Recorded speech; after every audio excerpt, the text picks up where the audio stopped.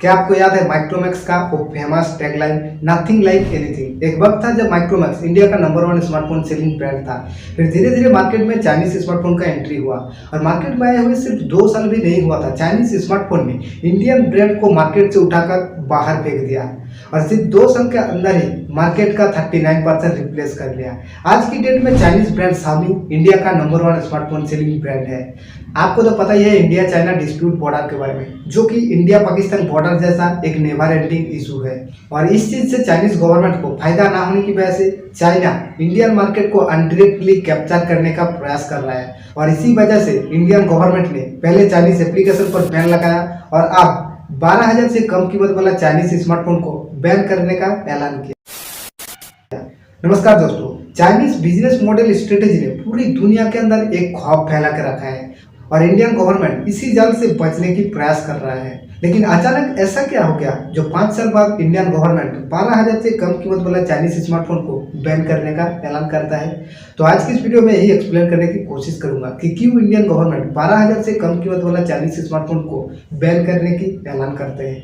तो किसी भी कंट्री का कोई भी कंपनी इंडिया के अंदर आके बिजनेस कर सकता है या फिर उसकी प्रोडक्ट सर्विस जो भी है प्रोवाइड कर सकता है इंडियन गवर्नमेंट को टैक्स पे करके, और वो टैक्स कितना होगा वो तय करता है इंडियन गवर्नमेंट।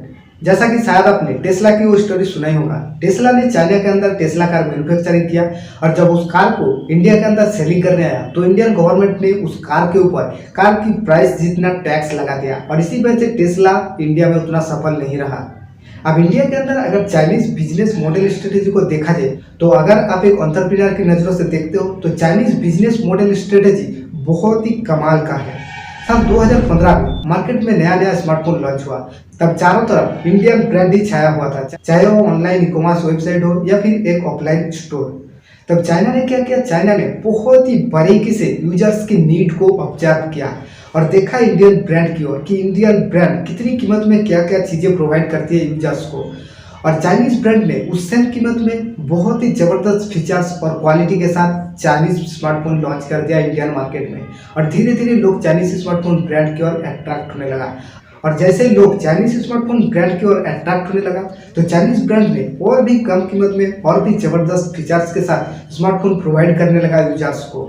और अपनी ब्रांड की प्रमोशन करने के लिए यूट्यूब पर बड़े बड़े यूट्यूबर्स जैसा कि तार्किन टेक, टेक बर्नर और टेक्निकल गुरु जी का सहारा लिया और ऐसे ही अपनी ब्रांड की प्रमोशन के लिए इंडियन क्रिकेट टीम से लेकर IPL की टाइटल स्पॉन्सरशिप को भी नहीं छोड़ा। रिटेल शॉप को नई तरीके से इनोवेट कर दिया। कभी भी अगर आप कोई भी स्टोर पर नया स्मार्टफोन खरीदने के लिए जाते हो और अगर वो स्टोर में कोई भी चाइनीज ब्रांड का स्मार्टफोन बिकते हैं तो बाहर आपको एक बहुत ही बड़ा चाइनीज ब्रांड का बैनर देखने को मिलेगा। अब बिजनेस मॉडल स्ट्रेटेजी यहीं पर खत्म नहीं होता, क्योंकि एक रिटेलर क्यों सिर्फ एक चाइनीज ब्रांड को ही प्रमोट करेगा? उसके पीछे उसका मोटिव क्या रहेगा? क्या फायदा है उसको एक चाइनीज ब्रांड को प्रमोट करने के लिए? क्यों वो दूसरे ब्रांड को छोड़कर सिर्फ चाइनीज ब्रांड को प्रमोट करने में लगे रहेगा? तो जहां पर एक स्मार्टफोन सेल करने पर एक रिटेलर को 3 से 5% का प्रॉफिट मार्जिन दिया जाता था, वहीं पर चाइनीज ब्रांड ने रिटेलर को 12% की प्रॉफिट मार्जिन प्रोवाइड करने लगा। और इसी वजह से शायद आपने नोटिस किया एक रिटेलर जब भी कोई चाइनीज ब्रांड आपके सामने रिप्रेजेंट करता है तो इतने बारीकी से आपको उस ब्रांड को लेने के लिए समझाता है कि जैसा उस स्मार्टफोन के अलावा दुनिया में कोई भी दूसरा अच्छा स्मार्टफोन है ही नहीं। और इसी सिंपल बिजनेस स्ट्रेटेजी से चाइना एक बहुत ही बड़ी रकम इंडिया से चाइना ट्रांसफर कर रहा था। साल 2017-18 में Xiaomi ने इंडियन मार्केट में 23,061 करोड़ रुपीस रेवेन्यू जनरेट किया था। वहीं पर अगले साल ही रेवेन्यू 54% इंक्रीज हो गया और 2018-19 में चाइनीज स्मार्टफोन Xiaomi ने इंडियन मार्केट में 54,426 करोड़ का रेवेन्यू जनरेट किया था। और इस बिजनेस मॉडल स्ट्रेटेजी के सामने इंडियन ब्रांड खड़ा ही नहीं हो पाया। अब इसी वजह से इंडियन गवर्नमेंट ने 11 अगस्त 2022 को 12,000 से कम कीमत वाला चाइनीज स्मार्टफोन को बैन करने का ऐलान किया है। इसके पीछे 3 मेन रीजन है। एक है ट्रेड मार्केट, दूसरा है इकोनॉमिकल सिस्टम और तीसरा जो है सबसे बड़ा रीजन है सेफ्टी और डेटा लीक का इशू। 2020-21 में भारत ने टोटल चाइना से $44 बिलियन का इंपोर्ट किया था और 2021-22 में इंडिया ने चाइना से टोटल $72.9 बिलियन का इंपोर्ट किया था। वहीं पर अगर इंडिया की एक्सपोर्ट मार्केट की ओर देखा जाए तो मई 2021 में इंडिया ने चाइना को एक्सपोर्ट किया था टोटल $2.1 बिलियन का और अगले साल ही चाइना ने अपना एक्सपोर्ट कम कर दिया। मई 2022 में चाइना ने इंडिया से टोटल $1.6 बिलियन का एक्सपोर्ट किया, यानी कि चाइना अपनी जरूरत को खुद ही पूरा करने लगा और इस चीज से भारत की इकोनॉमी पर बहुत ही ज्यादा इम्पैक्ट आने लगा। भारत में जितना भी स्मार्टफोन बिकते हैं उनमें से 64% चाइनीज ब्रांड रहता है, 18% सैमसंग और 18% अदर ब्रांड रहता है। और उन्हीं स्मार्टफोन में से 33% ऐसा स्मार्टफोन रहता है जो कि 12,000 से कम कीमत वाला स्मार्टफोन होता है, यानी कि एक बजट स्मार्टफोन। अगर इंडियन गवर्नमेंट 12,000 से कम कीमत वाला स्मार्टफोन को बैन कर देता है तो चाइनीज ब्रांड को 25% रेवेन्यू का नुकसान होगा। आईडीसी के रिपोर्ट के हिसाब से 2019 में एक इंडियन एवरेज एक स्मार्टफोन के लिए 12,000 रुपीज इन्वेस्ट करता था, वहीं पर 2022 में एक इंडियन एवरेज एक स्मार्टफोन के लिए 15,000 रुपीज का इन्वेस्टमेंट करता है। आज की डेट में इंडिया की टॉप 5 स्मार्टफोन सेलिंग ब्रांड में से 4 चाइनीज ब्रांड है और एक सैमसंग, यानी कि इंडियन ब्रांड का कोई नामो निशान भी नहीं है इंडियन मार्केट के अंदर। इंडिया के अंदर टोटल 46.3 करोड़ लोग चाइनीज ब्रांड का स्मार्टफोन इस्तेमाल करता है। अगर एक बायर्स की या फिर एक यूजर्स की नज़रों से देखा जाए तो उनको एक कंफर्टेबल प्राइस के अंदर एक डिसेंट फोन मिल जाता है। तो इस कहानी की शुरुआत होती है साल 2017 से। 2017 में चाइनीज स्मार्टफोन का मार्केट में आए हुए सिर्फ 2 साल भी नहीं हुआ था और इस 2 साल के अंदर ही चाइनीज ब्रांड ने इंडियन स्मार्टफोन को मार्केट से हटाकर 39% रिप्लेस कर लिया और एक बहुत ही बड़ी रकम इंडिया से चाइना ट्रांसफर होने लगा।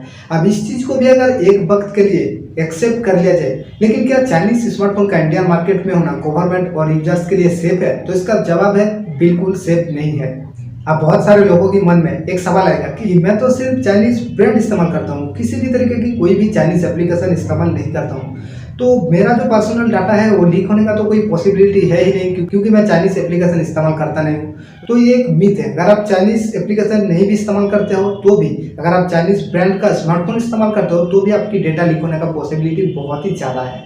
चाइनीज गवर्नमेंट का एक क्लियर कट रूल है कि चाइनीज गवर्नमेंट जब भी चाहे किसी भी चाइनीज कंपनी की डेटा को एक्सेस कर सकता है और चाइनीज कंपनी के पास गवर्नमेंट को रोकने का कोई भी राइट नहीं है। और इसी तरीके से कई फर्जी एप्लीकेशन की मदद से Chinese IT cell Indian users की डेटा को चाइनीज गवर्नमेंट और मिलिट्री को प्रोवाइड कर रहा है। रिसेंट एप्लीकेशन एनालिसिस से ये पता चलता है कि चाइनीज एप्लीकेशन दूसरे एप्लीकेशन की कंपैरिजन में ज़्यादा एक्सेस इनेबल करने के लिए कहता है, जैसा कि call, gallery, SMS etcetera. Cyber law की अनंत प्रभु के हिसाब से चाइनीज एप्लीकेशन ज़्यादातर फ्री में प्रोवाइड करते हैं और ज़्यादातर चाइनीज एप्लीकेशन ऑफर प्रोवाइड करता है ताकि ज़्यादा से ज़्यादा लोग चाइनीज एप्लीकेशन यूज़ करें और उनको ज़्यादा से ज़्यादा फायदा हो। इवन एक ब्यूटी फिल्टर ऐप्स भी एसएमएस को इनेबल करने के लिए कहते हैं और इसी वजह से इंडियन गवर्नमेंट ने 300 से भी ज़्यादा चाइनीज एप्लीकेशन पर बैन लगा दिया था। हाल ही में लखनऊ पुलिस ने लोन ऐप एप्लीकेशन स्कैम की वजह से 22 इंडियन को गिरफ्तार किया, जिन लोगों ने 500 करोड़ की स्कैम किया था। और जांच के दौरान ये पता चला कि लखनऊ की एक कॉल सेंटर से वो सारा अमाउंट चाइना ट्रांसफर कर दिया गया। चाइनीज एप्लीकेशन बैन करने के बाद भी डेटा लीक का सिलसिला हमेशा जारी रहा। गवर्नमेंट को सब कुछ पता होने के बाद भी गवर्नमेंट के पास कोई भी सबूत नहीं था और इसी वजह से इंटेलिजेंस एजेंसी अपना जांच जारी रखा और फाइनली 2020 में एजेंसी को एक सबूत मिल गया कि कैसे Chinese company Indian business personality और मिनिस्टर जैसा 10,000 लोगों की डेटा को सर्विलेंस में रखा था। इवन बिना चाइनीज एप्लीकेशन इस्तेमाल करते हुए भी हमारी फ़ोन की डेटा लीक होने का पॉसिबिलिटी बहुत ही ज़्यादा है। आज हमारी स्मार्टफोन के अंदर सभी डेटा मौजूद रहता है, चाहे हमारी पसंदीदा कलर हो या फिर चाहे हमारा पसंदीदा ब्रांड, हमारी आधार कार्ड से लेकर हमारी बैंक अकाउंट की डिटेल्स तक हमारी फ़ोन में मौजूद रहता है। एग्जाम्पल के लिए जैसा कि सोशल मीडिया एप्लीकेशन या फिर एक पेमेंट ट्रांसफर एप्लीकेशन, अगर चाइनीज आईटी सेल हमारी फ़ोन को हैक करते हैं तो आसानी से डेटा को ऑनलाइन एक्सेस कर सकता है। और जो भी स्मार्टफोन हम इस्तेमाल करते हैं उस स्मार्टफोन की कंपनी की अगर सर्वर रूम की एक्सेस मिल जाए तो चाइनीज गवर्नमेंट आसानी से हमारी उस डेटा को ले सकता है, जो कि कंपनी के पास हमेशा मौजूद रहता है और ये चाइनीज गवर्नमेंट के लिए बहुत ही आसान काम है। सोर्स के डेटा के हिसाब से चाइनीज इलेक्ट्रिक कॉर्पोरेशन का सिंजेन जेना नाम का एक आईटी सेल कंपनी है जो कि इंडियन यूजर्स के साथ साथ इंटेलिजेंस का भी डेटा चाइनीज गवर्नमेंट को प्रोवाइड कर रहा है और इंडियन यूजर्स के साथ साथ ग्लोबली 2.4 मिलियन लोगों की डेटा चाइनीज गवर्नमेंट को प्रोवाइड कर चुका है। कई सारे रिसर्च के दौरान ये पता चला कि उस लीक डेटा में से 20% डेटा ऐसा था जो कि ओपन सोर्स लोकेशन ही नहीं था। उस डेटा को भी चाइनीज आईटी सेल ने लीक कर दिया चाइनीज गवर्नमेंट के पास। अब मार्केट में इतना अच्छा प्रॉफिट कमाने के बाद भी ये सब चाइनीज ब्रांड खुद को हमेशा घाटे में दिखाता रहा ताकि टैक्स पे ना करना पड़े। पिछले महीने चाइनीज ब्रांड ओप्पो के ऊपर 4,369 करोड़ का टैक्स चोरी का आरोप लगाया गया था। 2019-20 में चाइनीज कंपनी ने अपना नेट प्रॉफिट से ज्यादा इन्वेस्टमेंट दिखाया ताकि टैक्स पे करने से बच जाए। Xiaomi ने दिखाया कि Xiaomi का रेवेन्यू जनरेट हुआ 38,197 करोड़। वहीं पर Xiaomi ने दिखाया कि अपना इन्वेस्टमेंट था 41,324 करोड़।